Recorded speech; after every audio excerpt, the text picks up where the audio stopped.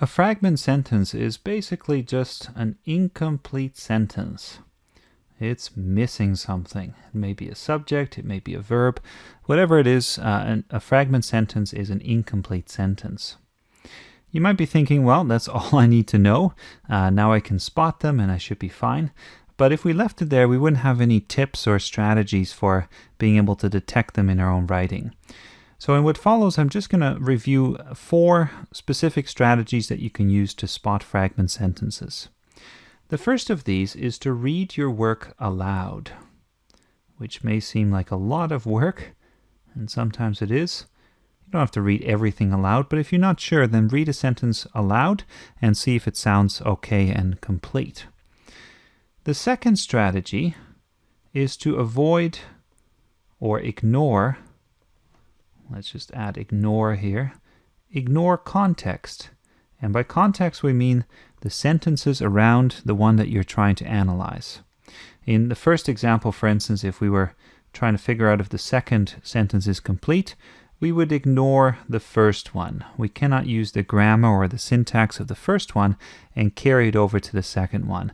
And in fact, that's one of the most common reasons why people use fragments, is that they have taken the syntax and they're still thinking about the same ideas, and then they forget that that next sentence has to be complete by itself. So those are 2 general strategies for avoiding fragments. We can also, and now we're going to get more specific here, we can also watch out for present participles. All right, we'll just make that a little shorter. Watch out for present participles. And present participles end in ing. So they are verbs that end in ing. And when they do, they're no longer considered verbs, but they're considered verbals. So there's a number of verbals out there, and the present participle is one of them. If you look at the first example then, as we read the second sentence, it goes, describing the initiation of converts to the worship of the devil, although we do not know for sure whether it is just a dream. As you look at this more closely, you can see that describing here ends in ing. It's a present participle, and we've started with this kind of acting as if this is our main verb.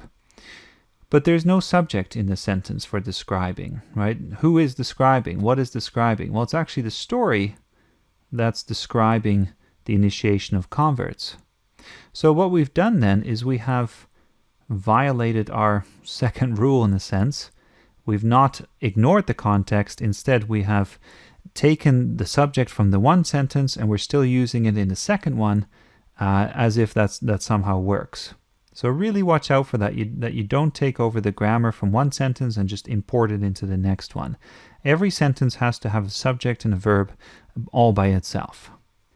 The other thing about present participles that we want to remember is that they can be the main verb, but only if they have a helping verb with them. So a helping verb would be something like is, was, and so on. And then we can use that to create a verb phrase. So we can say, he is describing, Sarah was describing, something like that. And then we have a subject and a verb. But if we don't have that, if we just have the present participle by itself, then it's not going to work as our main verb for the sentence. And as we keep reading, you'll find that everything else doesn't create a complete sentence. It's extra information, but a lot of this is dependent on some kind of independent clause that's still to come. Second example here shows our last rule, our last thing to watch out for, and that is that you want to watch out for conjunctions. Oops, I guess we should add our conjunctions over here. There we go. So watch out for conjunctions. And in this example here, we have or is our conjunction. Or needs to tie back to the previous sentence.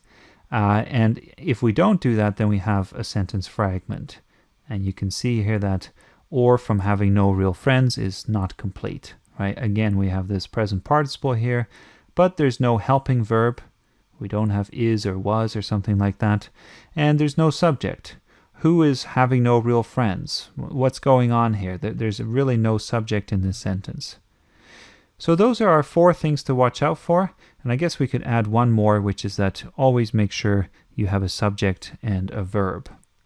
Final point to make as we think about fragments, fragments are not always wrong. If you're an experienced writer and you know how to kind of manipulate language and you want to play and experiment with it, then you can occasionally stick in a short fragment for a dramatic effect. But if you're not sure, then I would suggest you just avoid it for now.